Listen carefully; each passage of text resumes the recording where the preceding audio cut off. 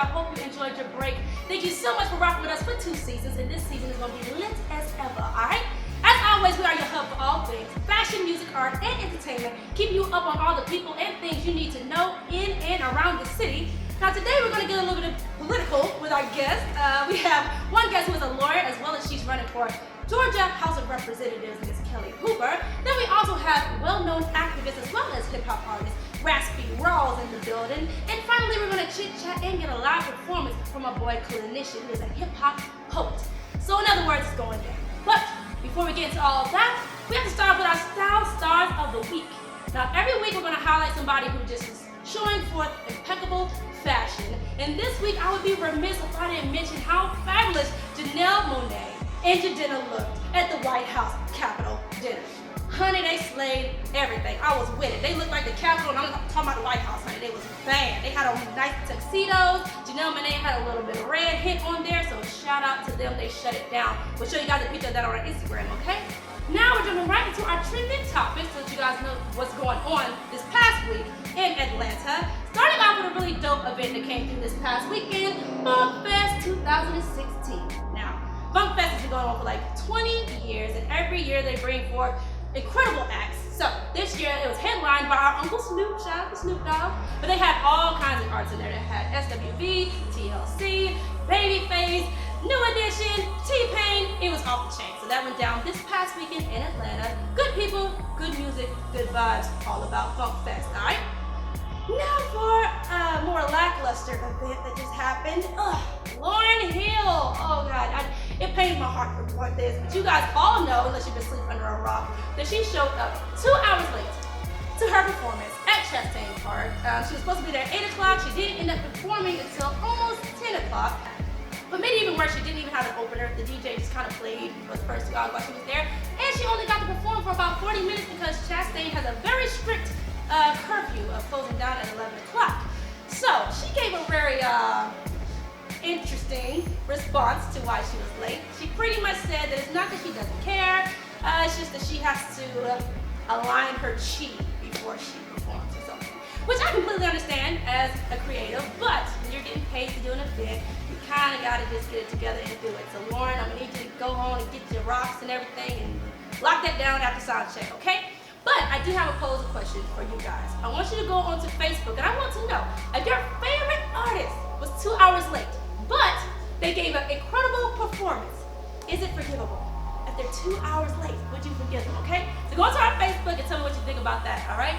So next up, we got some news in our reality stars, starting with Real Housewives of Atlanta. My girl Portia Williams got honored by receiving the proclamation of the city of Atlanta this past weekend, this past Saturday, at Scales 925. Now, this award just awards people who are having major events. They're charitable, they're civic people, things like that. So people are doing big things in the community. So it's a really good look. Shout out to you, Portia. Shout out to Janet Jackson, posted that. That's my girl. Okay, Boss Chicks ATL. And also, among reality stars, Scrappy has proposed to Bambi. That's so sweet. I'm so happy for them, especially on the cusp of them having kind of a little spat, I guess, earlier this year where she might have allegedly messed with Future, whatever, gossip is gossip, but at the end of the day, love wins. We found out on Instagram when Terry Rivera, she posted about it. She posted a picture saying she was happy for her friend, but then she immediately took it down because she probably realized she wasn't supposed to post that, but not before the internet caught it. So we got that, as well as her cousin, Bambi's cousin, posted that she was happy she missed the occasion, showing Scrappy down on his knees. So shout out to y'all. Love wins. I'm a big sap, so I'm all for it, all right? So that's all our trending topics today. We're going to be right back with some super dope interviews and more Molo in the City.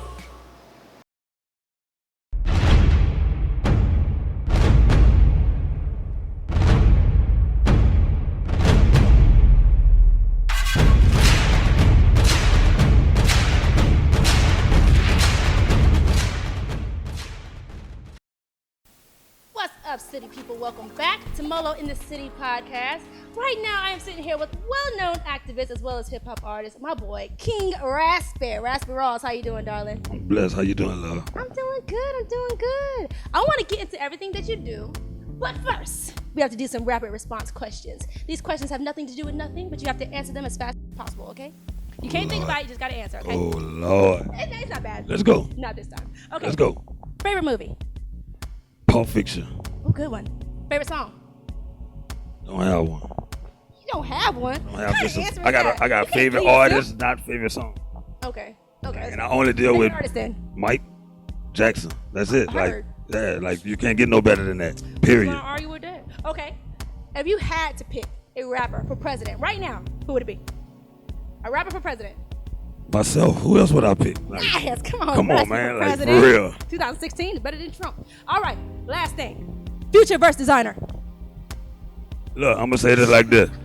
Like, I'm from the South. Right? You did, and I'm an artist. So he from New York. Like, everybody got to get back to their own sound. Yeah. Like, we need diversity back into music. Facts. Like, everybody get back to your own sound. Go back to your region. Go back to see what's going on in your communities and bring that back to the streets. Because everybody just sounding like everybody. Facts. You know what I'm saying? And when I heard that, after I found out it wasn't Future, like, How long did it take you to figure out it wasn't it Future? took me a minute. Look, me and Gabe be riding, we be We're being jamming. petty right And now. Gabe said, hey, that ain't Future. I'm like, what? We went to looking it up. I'm like, somebody named Designer. I like, then they say he from Bed-Stuy. I'm like, yo, like, we going a little too far. Yeah, man. You know what I'm saying? First French started it, Montana, but I need everybody to go back to their sound. We need that. Our cultures need that. So we can see how diversity. Yes, and we can see how much we do have a lot in common and a lot that we don't have in common that we can learn from each other. Because if we just stay doing the same thing, maybe stay on the same vibration. That's what I'm we talking need that. about. That was a petty question, but I love that answer. Well, I could be petty now, but You be petty. I ain't gonna do it. We ain't gonna get in trouble today. Raspy Ross, though, man. So you're originally from Louisiana. Franklin, Louisiana. Let Franklin, me say that because Louisiana. everybody think that. New Orleans. Yes, if I'm you say sorry. Louisiana, I did too. I ain't everybody just say New Orleans. To the point where I say Franklin so much to one set of people, they still say New Orleans. I'd be like, bro, look, just go ahead. Just man. say New Orleans, whatever. Okay, well, see, now you have a voice that's well known, but you're also well known for the acts that you've done. At what point, like, as far as being an activist, at what point do you decide you're an activist, or is it just a title that you acquire from the things you do? Like, did you just wake up one day and was like, you know what, I want to be an activist, I want to do this, or was it just You know something what? that you Nobody were never born with? asked me that like that. I think I took on the title once my actions, like my little brother Jetty say, your actions make you an activist. Right. So as my actions started being more consistent and people started seeing them, it just took on the moniker of that because that's what people up in that line of business are called. Right. I'm just doing what I'm supposed to do, you heard me? I feel like I'm the original man. That's You know what I'm good. saying? I'm the chosen people, and as the chosen people, we are the priests of the Most High. We're supposed to lead the world. So I ain't gonna tell you about my God. I'm gonna show you about my God. Yeah.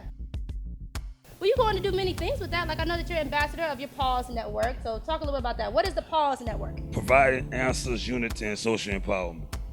It was a network that started when guy out of Pittsburgh got shot by the police 5 times, false arrest, false stop. You know what I'm saying? He gave him all his information. Leon Ford, he gave him all his information.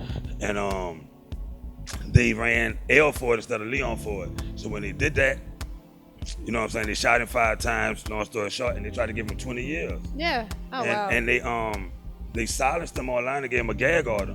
And I told him from the time I met him, I said, I got you. Right. When they gave him a gag order, that's when I started showing people the power of social media. Right. Because then I started putting so much social pressure on those officials and stuff. We ended And you up worked beating each alongside other. with him when you were dealing with the Ferguson battles, weren't you? He didn't come to Ferguson. He met me in Baltimore, though. Okay. He met me in Baltimore whenever Freddie Gray. I went down there too. He came he came meet me out there in the project. Actually, I had people pulling up on me in the project in Baltimore. Like I was from Baltimore. Baltimore real. Shout out DMV, that's my family too. Yeah, shout out DMV, Baltimore. holla. You know what I'm saying? I love y'all out there, you heard me? Yeah. So let's talk about the burden then. Because you are in I can't even say occupation, but you're in something that you are taking on the burden of a lot of people. It's almost as if you're trying to constantly put out fires that are never ending. And that's your burden to almost take on the problems of a community, of a nation, of different mindsets. You take on the burden of that. You do this day in, day out. Like, how is that? Carrying that burden, having that responsibility, weighing on you. It's lately I've been really looking at it because of the way people that come in and walking on that chapter of my life and just take it from there and think they know the way, like they don't even know the pressure it was to get social media the way it was. Like just a simple repost app. Yeah. That app wasn't created at first. We created a means for that app because we started recopying everybody else's stuff, our own stuff, and posting it. But we had to write somebody's whole caption word for word at first. Yeah. Like people don't understand the work that took for me to have to sit there and write something everybody else just wrote, word for word, to copy it in that part, to put it back on my page. Patience. So people that know me can get that information. Dang. Like people don't understand the hurdles that it was to get you. and they get to these social media accounts now, and it's just easy for you to do social justice or put anything out there. It wasn't like this before. Right. So it's a burden, but who else better than me? You heard me? Definitely. That's what's up, Raspy. You out here doing these streets. I already know. When I first met you, I met you giving you an award, so that was really dope. Yes. So I appreciate everything that you've done. I definitely want to at least touch a little bit on your music before we get out of here. What you got going on with your music, Raspy? You tell me you're an artist, and I'm so intrigued by your voice. Like, what's up? I got the Ratchet Revolution I'm working on. The Ratchet Revolution. Shout out to all my sophisticated ratchets out there. Yeah, but I'm thinking about giving it up after this done. Really? Yeah, because I believe that I can help our community more if I get from in front of the microphone. Yeah. Because that image or that energy you have to put in to be first and as an artist, you know what I'm saying? People don't see that character for what it is, and it get mixed place with a lot of other things I'm trying to do, like hemp farm. You know what I'm saying? We got a hemp farm we're working on. Yeah. I got a financial literacy.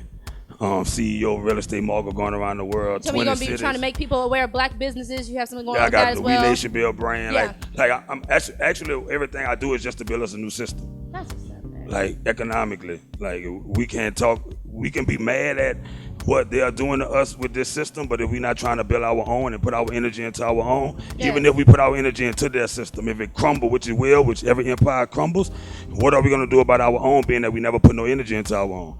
So we putting all our energy into something and we don't have nothing for ourselves, and that's my problem with everybody, from the top to the bottom. I don't care who you is. I don't hear nobody talking about putting our energy into our own until we raise this vibration here, because this vibration wasn't here 5 years ago. Right. That's what's up, Raspy. Honey, you know I can talk to you all day. They go kill Yeah, me. man. But if people want to follow you and get in touch with the movements that you have going on, how can they contact you? Raspy Ross. You can just Google me. You heard me? Raspy, like my voice raspy. Raspy. And Lou, like Lou Rawls. You know, I took Rawls from Lou Rawls, but Rawls. So Raspy Ross, man, you know, Google me. You can find all my social media. I'm everywhere. You heard me? This dude out here working hard, y'all. I support everything that he does. I gotta have you back because I got so much to talk to you about. But I'm so glad you came through. We'll be right back with more Molo in the City. Thank you. What's up, everybody, and welcome to Molo in the City podcast. As always, we are your hub for all things fashion, music, art, and entertainment. Subscribe to our YouTube, Molo in the City podcast. Welcome back, city people, to Molo in the City podcast. Right now, I am sitting here with attorney, as well as who is running for a Georgia State House representative, my lady, Miss Kelli Hooper. How you doing, ma'am? Good, how are you? I'm You good. look lovely. Child, you look lovely. These colors making me so happy. You don't understand. I appreciate it. We just talking about, y'all know how last season we had our purple raw. I'm so disappointed with this black wall, but now she gave me color, so I'm happy again now. So, because I know you're an attorney, Right. but you're a very stylish and vibrant person. And I think sometimes there's like the appearance when you have an attorney, something like that, they're all in the suits and stuff like that, but you look very nice, but conservative at the same time. So how do you do your style? How do I do my style? How do you do your style? I don't know that I really do my style. I will say that, you know, I've got the standard lawyer clothes. So, you know, I have my court clothes. I've got my power suit. If I'm going to go talk to a jury, I've got a particular suit I wear for that. But then, you know, if it's time to just be in the office, then you know, most people will tell you on Fridays they'll find me in jeans and Jordans and a t-shirt. Come on, Jordans. Really, Come really. on, Jordans. And when I'm out campaigning, I've got, you know, a pair of red Jordans that are my, you know, sort of go-to shoes, and I'm out there doing it. Just, I'm regular old Kelli. But that's cool though, because I think, you know, when you think of people who are dealing with, you know, things like that, anything to do with politics, period, I think they like to feel that you're relatable. You know what I'm Regular saying? So when they see you, because you person, just said yeah. Jordans to me, and I'm like, stop the phone. Why you wear Jordans? I don't even wear I've got Jordans. some cute ones. They're red and white with some red and white polka dots. 'Cause I'm a Delta, so they're red and white polka dots. Shout out to the Deltas. Yeah. So tell me a little bit about your firm, what it is, what you do. Okay, so I'm a family law attorney, but my firm is an entertainment practice. And so, you know, over the last couple of years, folks have been calling me the baby daddy best friend. Come on, baby daddy best friend. Because I represent dads in custody cases. Yeah.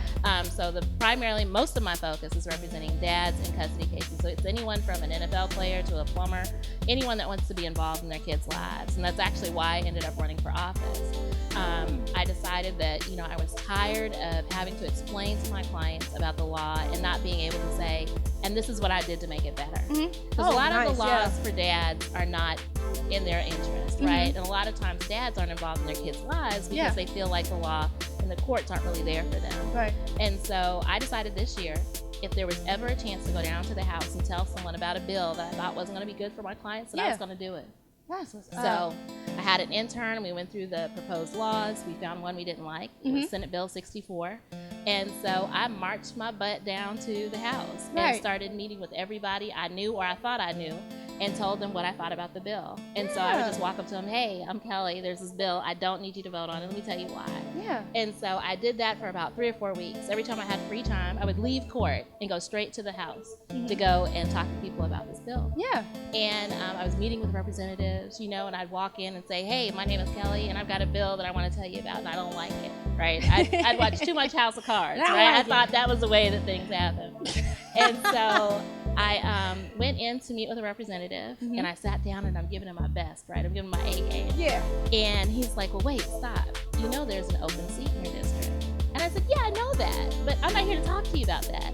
I'm here to talk to you about this bill. So you weren't even considering doing the position. You were just coming to express yourself. Yes, I'm here to talk about this bill. So I said, I know that, but I'm not here to talk to you about that. I'm here to talk to you about this bill. So, yeah, focus. I need another 10 minutes. And he says, okay. So I go on, and I'm giving him my best, right? Yeah. And then at the end, he says, okay, you done? And I said, yeah. And he says, okay, so there's an open seat in your district. That's what I was saying. Right. And I was like, yeah, but that's not what I'm trying to do. Yeah. Like, I'm not here for that. And he was like, well, maybe you need to be here for that. Because clearly you have the passion, you know, you understand the process, and you want to be here. So what point did it click to you then, like, you know what? I can do this. Like, that's something that I'd be interested in doing. Like, when did it click that you want to do that? I think when I realized that he was right. Yeah. That there aren't a lot of people say that they're there for the people, but I've been living that walk for a long time. I represent, like I said, dads. A lot of people will not represent fathers because they have all these things they like to say about them. You know, they're deadbeat dads. You see all these things where people like this. You know, some people are comfortable in the stereotypes. Some people are comfortable in the stereotypes, and I didn't ever see my clients as a stereotype. I saw them as a dad that if they had the chance, definitely, they would have been involved. Yeah. And I'm happy to say a lot of the clients that I represented are actually either raising their children on their own, that's big, or they're co-parenting with their child's mothers. They are not just paying child support, but they're active dads in their kids' lives. Yeah. And at the end of the day, that makes for a better community. That makes for a better world that you and I live in. And I have a little girl, and ultimately she will have someone to marry. Come on, so, you see what I'm saying? Yes. So I have some self-interest in making sure that it works out well. And so honestly, that's why I'm running for office. So tell the people, because, you know, a lot of times we only think about voting. Some people, I'm not going to say we, but even me and my ignorance, you know, I think about presidential elections, I'm like, oh, the big voting. But why should people be more interested in their local voting and their state voting? You know, there's this phrase that all politics is local, right? So the president is doing what he does, you know, nationally. But when you start talking about your local judges, or you start talking about your local representatives, we're the people that are going to affect your taxes, right? We're the people that are enacting laws or fighting for laws that are going to affect your everyday life. And, you know, for people that are considering whether to vote in these current elections, the ones that are coming up on May 24th, let me tell you something. The first time that you see the person that's going to be the judge in your area shouldn't be when you're called in front of them because of a summons or because you caught a case. You should know who the judge is before you get there, and you should make sure that the right person is there. And then for my seat as a representative, you need to know who's representing you in the Gold Dome, who's making deals for you. So my district is College Park, from the airport all the way down into Fayette County, okay, right near the airport. You should be very interested in making sure that the right person has that job, because that area around the airport, we've got the world's busiest airport. Yeah. I represent Old National, okay, so you're talking about, you know, Old National. You know, I'm Southside shorty. Southside wings and all that, okay. But the only thing good on Old National shouldn't be Southside wings. Facts. Right? Yeah. So definitely. Think about the people that work at the airport. Why do they have to live in Sandy Springs? Why are they driving down from Alpharetta? Why can't they live in College Park? Very good point. Right? Very good why point. don't we have opportunities there? Yeah. True story. My new office is over in the King Cloud Art Center here in Atlanta, okay? West Midtown. Have you been here in Atlanta to know 10 years ago, no one would have ever been in West Midtown at the King Cloud Art Center at night? No, I'm a 5-year baby. I didn't even know. Oh my God, it was terrible over there. But through economic development and tax credits and that sort of thing, it's a fabulous area. I have a wonderful office. Why can't we do that same thing in College Park? Take the old Target. Take all of those old buildings that are just sitting there and dilapidated. When you go to Southside Wings, when you go to the Mexican, we call it the Mexican, all that stuff.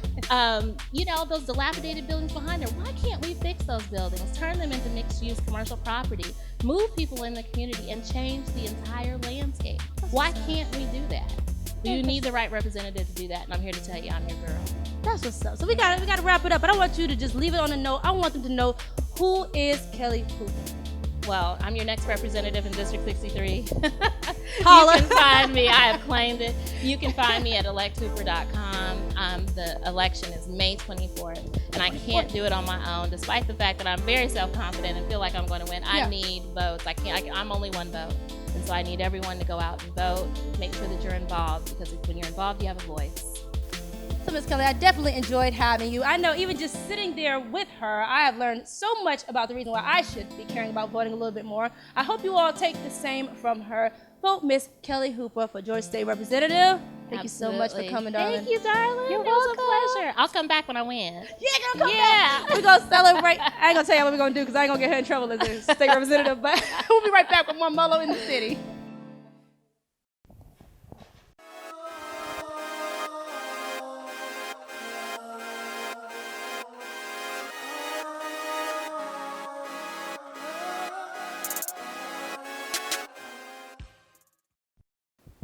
And we're back, city people. Now we are here with the performer of the evening, my dude, the Clinician. How you doing, love bug? What's up, Molo? How's it popping? What's going on? I'm good, honey. I'm ready to hear some music, y'all. This man been out here working. You understand me? This is him on the cover of Mandatory Business Magazine right here in his EP, The Gray Area. So he's out here working. Tell us a little bit about yourself, Clinician. Where did the name Clinician come from? Okay, cool. So clinician basically means clinical. I look at things from a clinical perspective. So where you have a physician that heals the physical construct of humanity, you have a clinician which heals the mental. So, and actually I'm a clinician. That's actually what I do for a living. I'm a mental health therapist. So in addition to that, I'm an artist and a mental health pro, and I'm bridging the gap because music is therapy. So tell me a little bit about your music. Introduce your music to the people who never heard you before. How would you describe your music? Oh, I would describe my music as a hybrid fusion of spoken word and hip hop. Like I coined the term hip poetry. Yeah, for sure. So, it crosses over so many genres. I fuse a lot of rock, alternative, neo soul, hip hop, whatever. Like it's limitless. There's no limit to the creativity of it, So I'm just trying to spread that love, peace, and positivity. That's what's up. Do you identify with the title of a conscious rapper? Do you identify with that? How do you feel if somebody calls you that?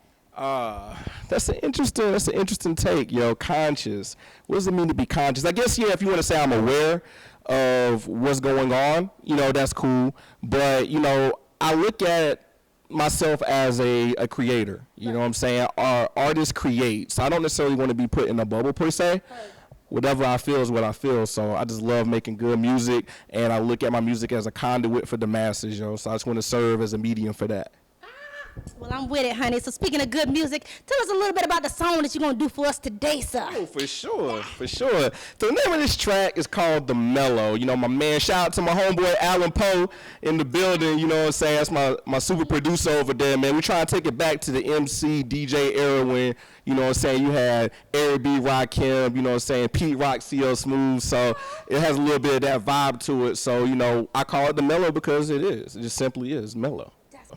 There you go. Here we go, Clinician with Molo. Yeah. 1, 2. Talent Pole.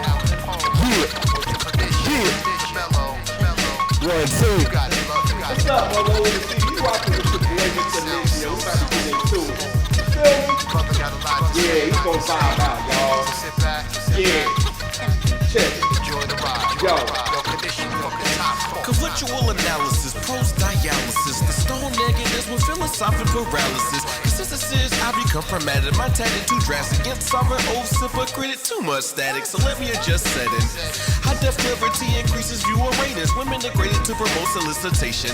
My participation in a cessation doesn't excuse me from equation. Operations what I cause when I pause and shorten claws like abbreviation. Flaws of them all, all the sorrows fall until we claw at each other. Chop suey like coleslaw, no remaining others. Because without snuffing us out like good fellows, I do it all, I keep it cool, calm, and level. I just it while I kick it acapella till I deceased like husband to a widow. Wizard to the form of a willow. I plant seeds to create meadows. Paint the picture, peace, love, and mellow. The mellow. It's not over. The condition. Your poetry, bullshit. We gotta love how we do this. It's not over. Your condition.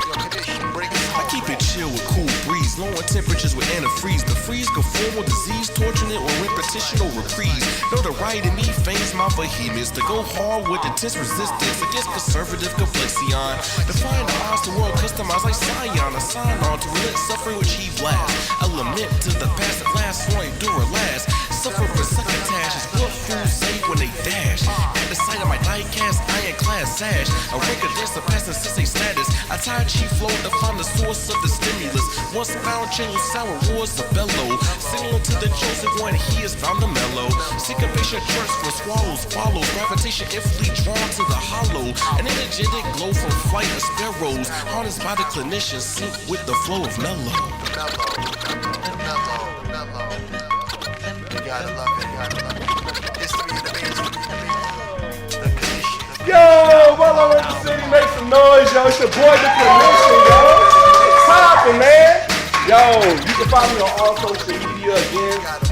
IG, the Clinician1, Clinician132 on Twitter, Facebook. Support my newest project, The Great Area on Zaptip, and the Quest for Hip Poetry on iTunes, Amazon, Google Play, and all digital distributors, yo. We taking over. It's a movie. Support the independent artists. Peace.